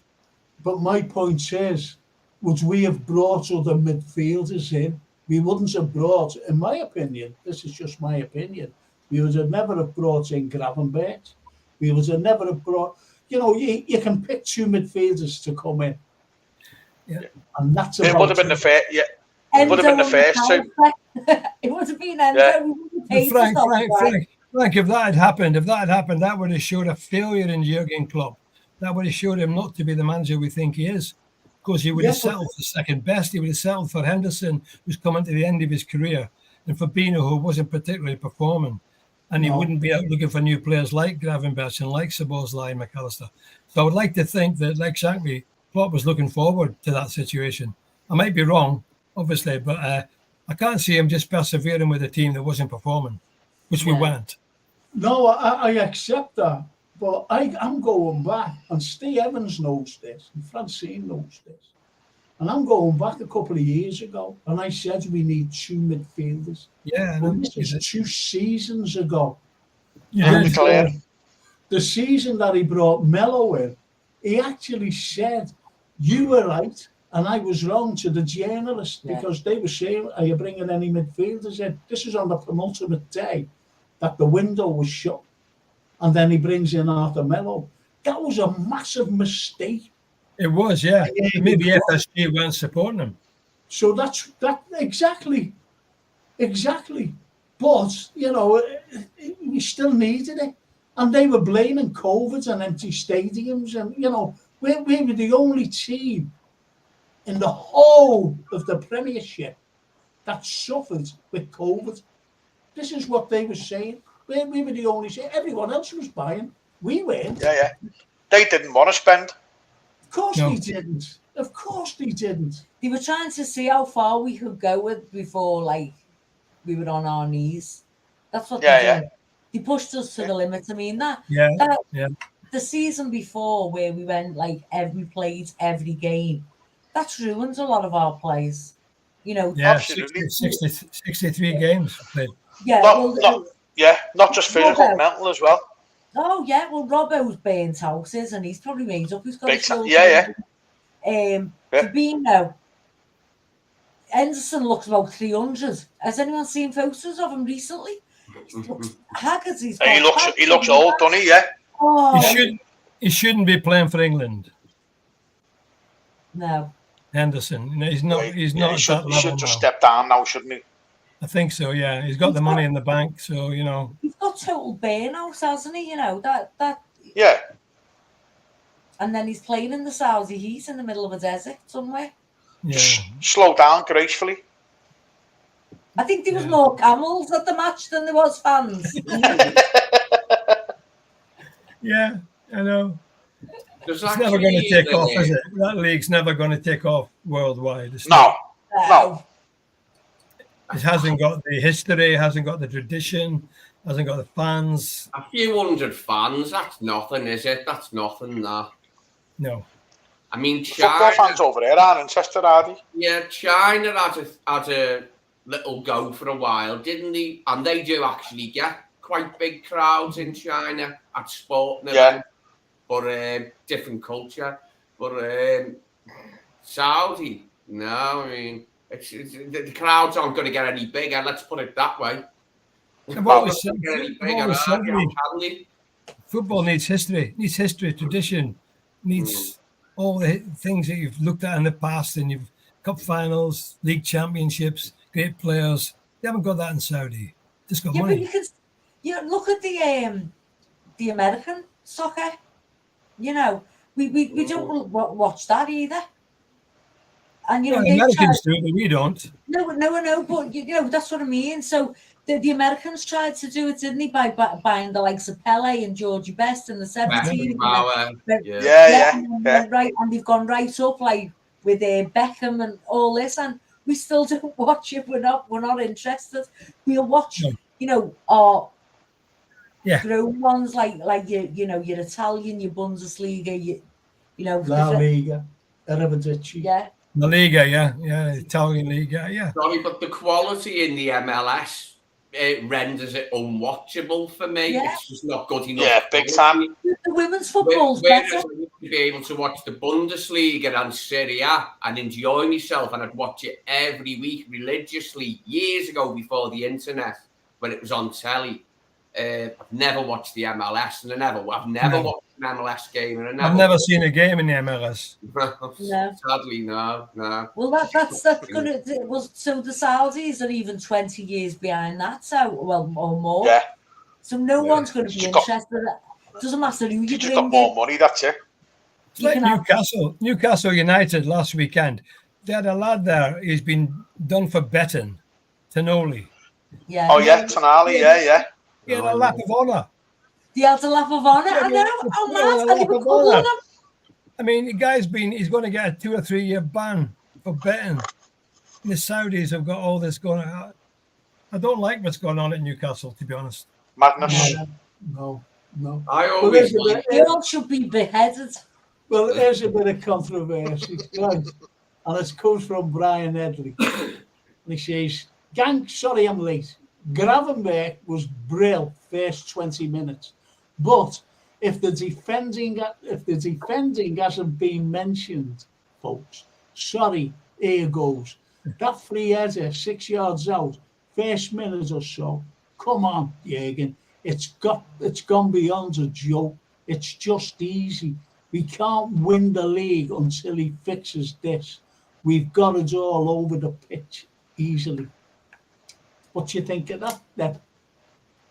Yeah, it was bad defense. It was bad defensive mistake when he got the chance to head it in. It could have been one down. I agree with that. Yeah. I don't know why Virgil didn't jump. He just stood there. Should have jumped. Yeah. No, it's But the rest of the game, he was great, Virgil. It was just that. Brilliant. But it was the first minute, Yeah. It was cold. Yeah.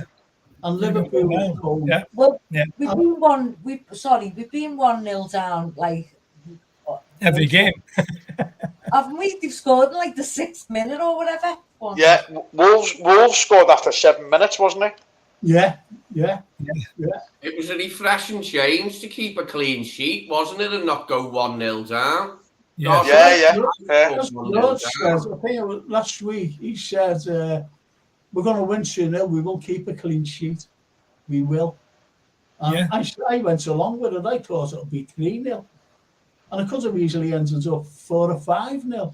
Only for those magnificent blocks by. If you can't keep clean sheets against struggling teams like Everton that find it hard to score goals, then you're not going to win the league, are you? Against anyone, can you? You know what I mean? I'll be looking for us to keep a clean sheet when we go to Luton. I'll be looking for a clean sheet from the Forest match, hopefully. Yeah, I will. You know, if you want to win the league, you've got to be keeping some clean sheets. Yeah. Because I think Forest are going to do the same approach as Everton did Sunday. Yeah. Do you know what I mean? They're going to defend. They're going to defend deep and just play the ball long.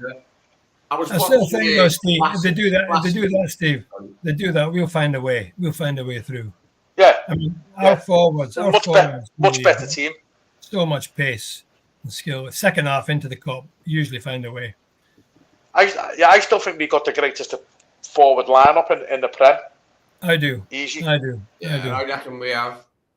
Yeah, in of all 5, like Tottenham have got Son, Kulusevski, and Madison. But they go on about Madison. I've never even rated him. I've never rated Madison. No, he's all right. He's just one of the. He's all right, but he's not setting the world alight for me. Szoboszlai's better. I'll put it that way. Yeah, massively. I mean, that Spurs game was a special game. It was just one of these games which we lost by default. Bad VR decision. Lucky goal. Tottenham didn't beat us. VAR beat us. Yeah. I think we'll beat them at Anfield. I'm sure. Yeah.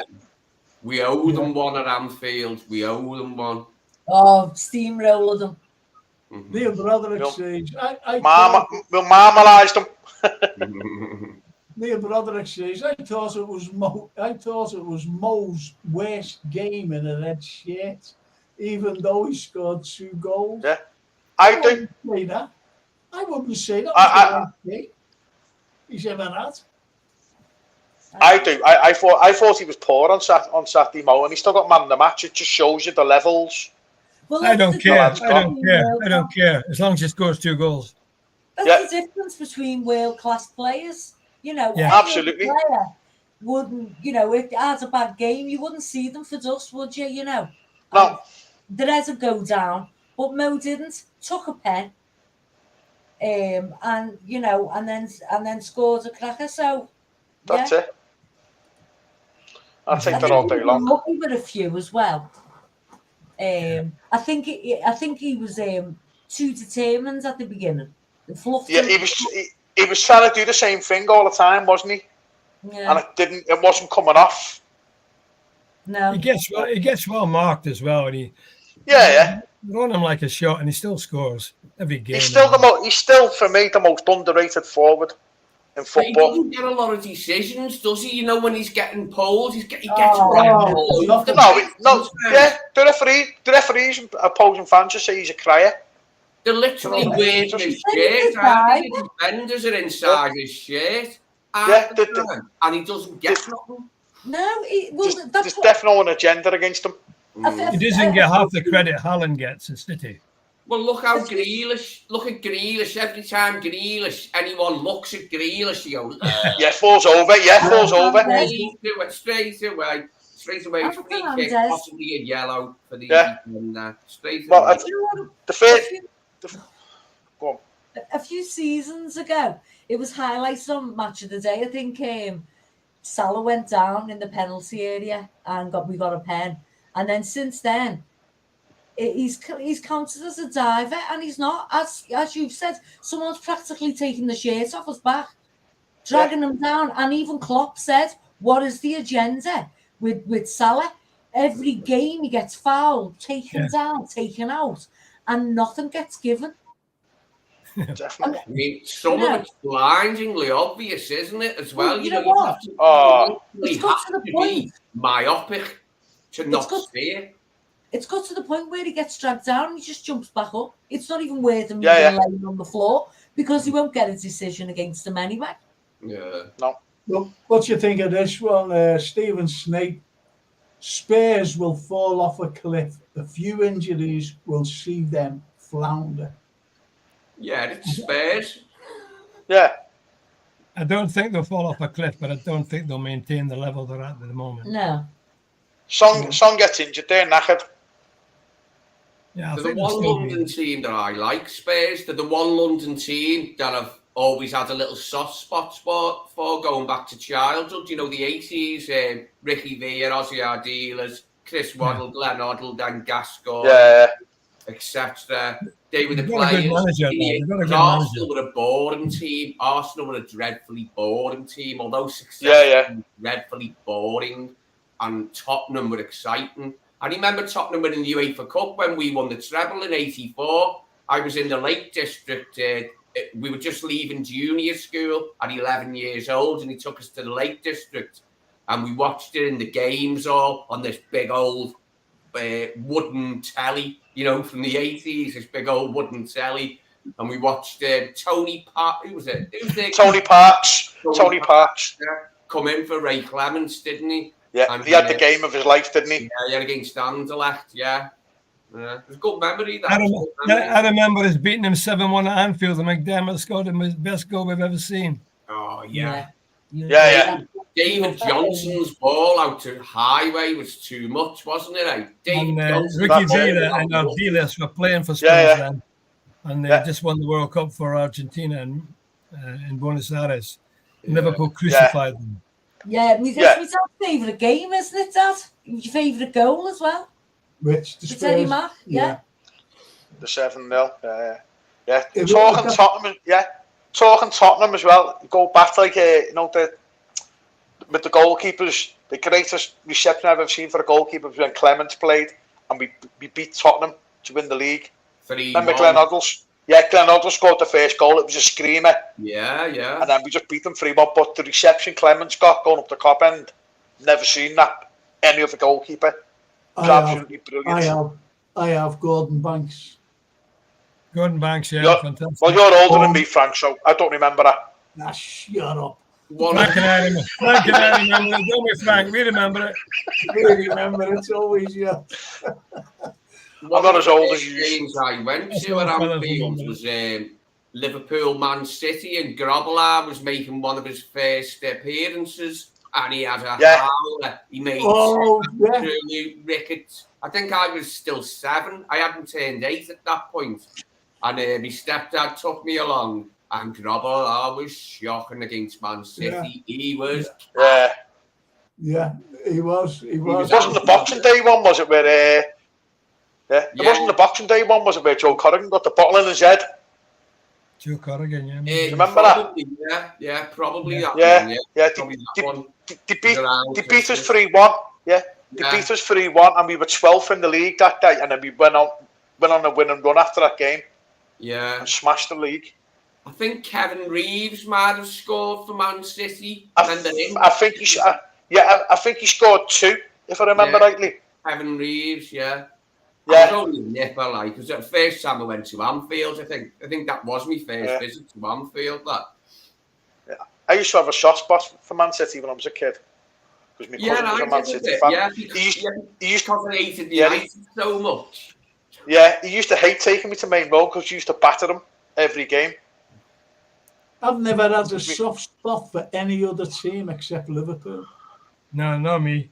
Aberdeen. I like Celtic. I like Celtic. I'm a Catholic. Yeah. Well, I'm going to see them in a few weeks. We all like Celtic. What I'm talking about the English league. I'm talking about the English league because I've got a soft spot for Inter Milan and Napoli. You know, family. I always remember my grandmother telling me that they always went, you know, the Italians, like the family of Italians, you know, our family that is, and they loved Napoli. They always went to see the Napoli games, right, in Naples, obviously. And when they came over, I hate saying this, they all went to Everton to watch Everton because they were in the blue. Right. Wearing blue. Is that Frank? Is that why they were called the Azzurri? Is that blue? Yeah, Azzurri, yeah. I support the Azzurri myself. Azzurri, Blue. The Blues, the Azzurri. Some wonderful teams. They've got some wonderful teams. Well, what do you think of this, Neil Broderick? Nunes is a better player all round than Haaland, but unfortunately, Haaland bangs in almost every chance. George, what would you say to that? Now, you can't argue with Haaland's goal scoring record. I mean, he scored 50 goals last year, some ridiculous goal scoring. He's a goal scoring machine. I don't like him, but he's a goal scoring machine. I like to think Nunes was better than him, but he's got to prove it, hasn't he? I've got a soft spot for a donut, says Neil Broderick.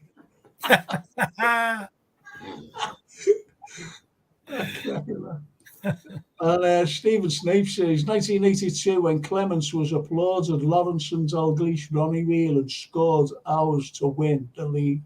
Yes, so that was that. Yeah, that was great. That it was really good. And be careful, folks. Shanks is listening in. Don't be going soft about other teams. Could you imagine him listening to this? Yeah, I can imagine. Yeah. But I believe Shankly... only two teams, son, Liverpool and Liverpool reserves. I believe Shankly was the only other English-based manager who went to see Celtic win the European Cup in '67.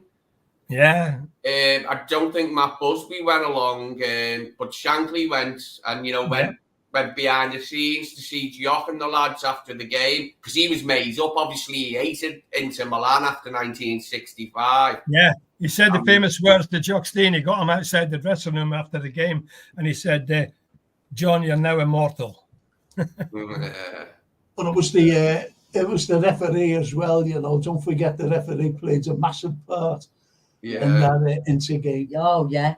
The Marathis, wasn't it? The Marathis were in charge of Inter in them days. And the winning goal by Tommy Gemmell, 25 yards, right in the top corner. Well, I was in a documentary, Smith, and Brian Glanville. Brian Glanville, yeah. And John Keith, he was fronting this. It was me. Was it Tommy Smith or Ian Callaghan? No, it was Tommy Smith. And we were in this documentary for LFC TV, and Brian Glanville was a guest, but he like zoomed through rather than being in the studio, because there was an old fella from the Daily Express. He was younger then, obviously, but he was an old man now. And they were talking about the bribes and everything else. Well, anyway, I went up with my Uncle Ronnie to the game. Me, Uncle Ronnie, and our Stevie, right? So we went up the game, and my Uncle Ronnie said, "Watch out for this Italian by the name of Sandro Mazzola." Yeah, I remember him. Now, Tommy said, "Well, but I could see the change in his face because he hated the Italians."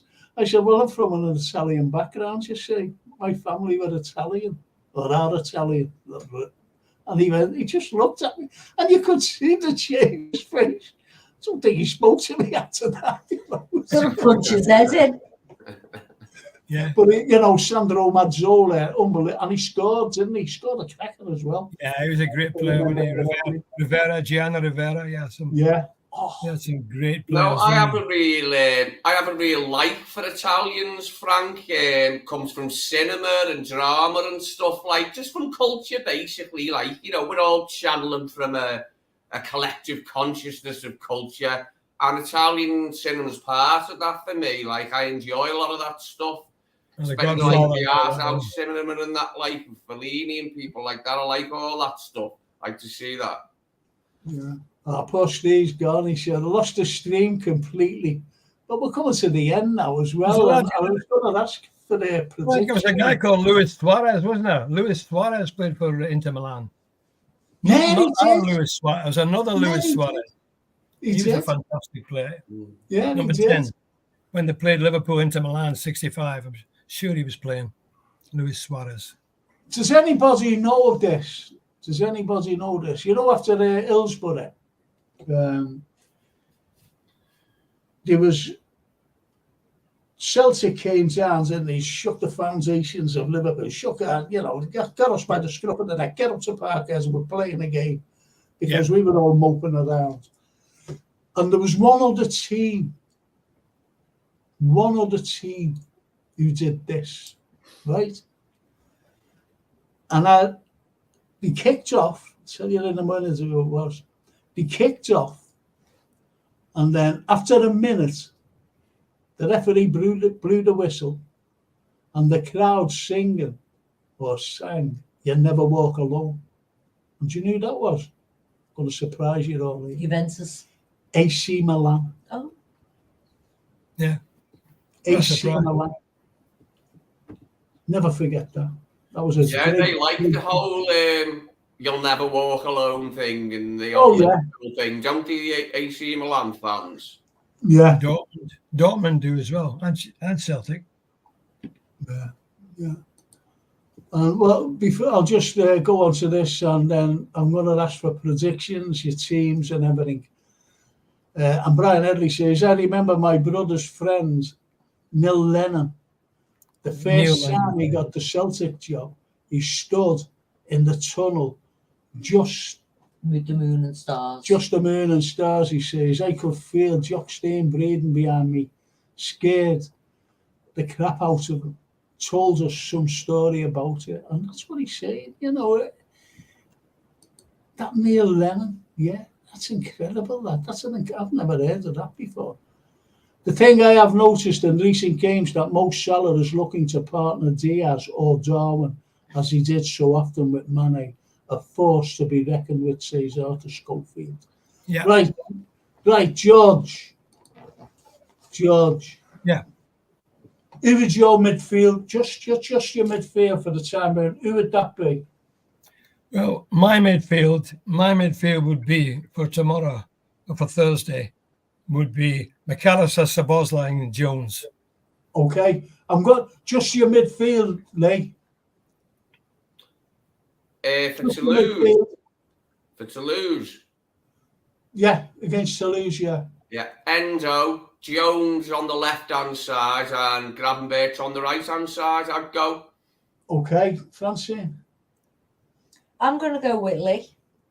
But, No buts. all right. You're going with Lee. All right, Lee, I'll start with you. Just your back four.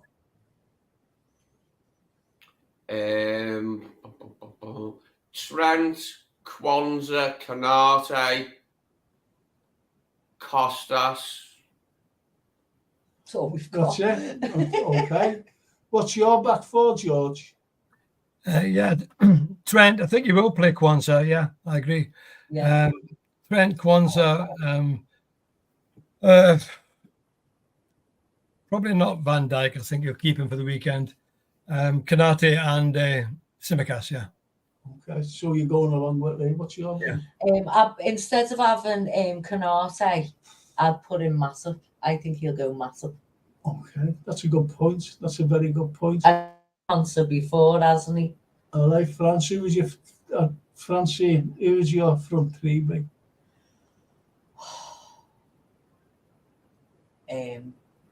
I'd play Jota, even though I don't really like him. George, just All right, I'm just saying. I'd probably be Nunes, Jota, and Diaz. Nunes. Oh no, because I put Salah. No, I put Jota. I drop Diaz and I'd have Jota on the left, Salah and Nunes. George. I'd play. This is just me, not Klopp. This is me. Salah, Nunes, and Diaz. Salah, Nunes, Diaz. Okay. Lee. I'll go Benzo, Nunes in the middle, and Jota on the left. Possibly Gakpo on the left if he's fit. Yeah. Okay. All And right. I'd give Harvey Elliott the second half. Give either in midfield or up front because he's been doing well. Okay.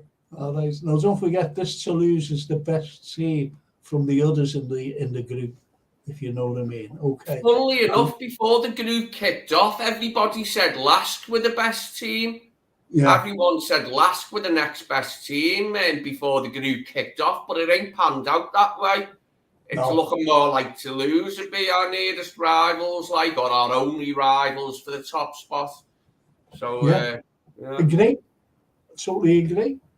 All right, then. So I'm going to our Francine now. I'm going to ask her prediction. Score. Yeah. I'm going with Snapey there. I think 3-0. Okay. Lee.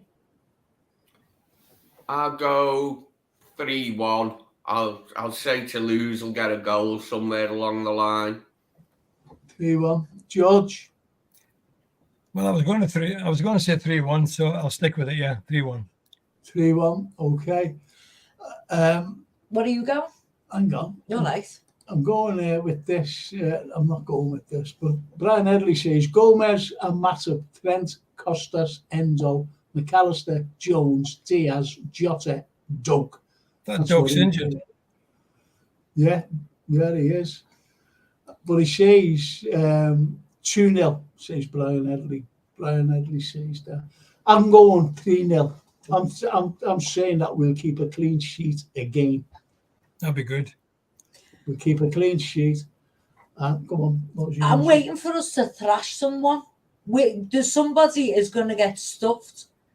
No, it's Forest at the weekend. Yeah, let's hope it's. I was just going to say that you took the tons out of me there, George. And a big team out. Yeah, I'd Listen, rather George. stuff Forest, and get the goal difference. Listen, Yeah. George, are you doing anything Friday? No. Do you Friday wanna night? come No, on? I don't think so. No. Do you want to come on Friday night? Yeah, I'm sure. doing- I'm not doing it on Mario's Thursday. coming on. I'm doing it on Thursday, Friday. I'm not doing it Thursday, because of the game.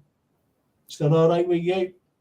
Yeah. I'm not doing anything. I don't think, Frank. Yeah, it'd be fine. It'd be lovely. Yeah. No Are you? problem. I don't go on this chat thing. Are you in touch with Marios? I'm in touch with Marios. Yeah. Well, ask him if he can come on Friday as well. Okay, we'll do. Yeah, I will. Okay, thank you. Because we miss Marios.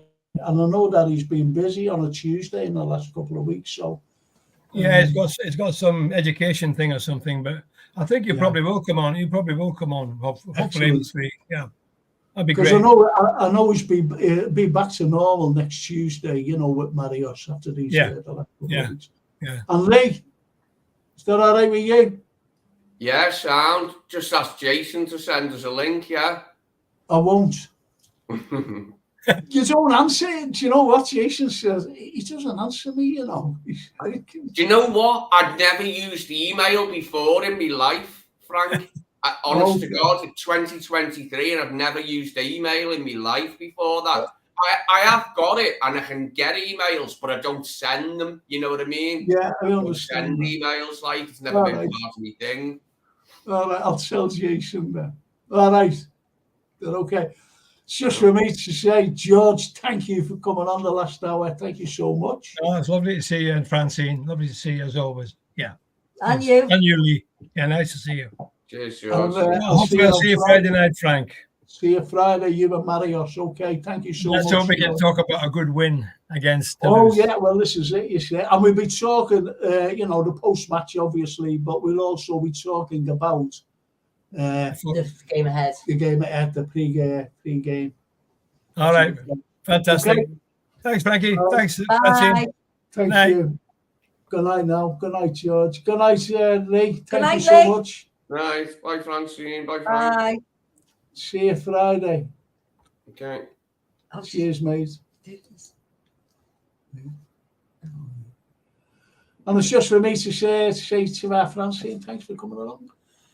Yeah, well, it's a day off, so I've got I feel all refreshed of all I've done is sleep. So are you going to come on again? Yeah, when? Not Friday. No, I'm not saying that. Okay. But anyway, it's just for me to say to all the people out there, thank you so much. And Lorna Belenko, look, she's been nice, girl. Nice. Yeah, she doesn't mention anything, does she? And Brian McMahon says, great show again, Frank. Come on, you Reds. Come on. And it's just for me, thank you so much, because I'm just made up that you can come along and join in the show, join the comments, and thank you so much. Sorry that I couldn't read out all the comments, but at least we've read most of them. Thank you so much. Thank you. And thank you, Lorna. Hey, that's great. That's a show. Thank you both. Use our brill. Glad you're better, mate. Stay safe. Thank you. And you. Thank you. So I'm Glenn's in it now, and I'll see you all Friday. Hopefully.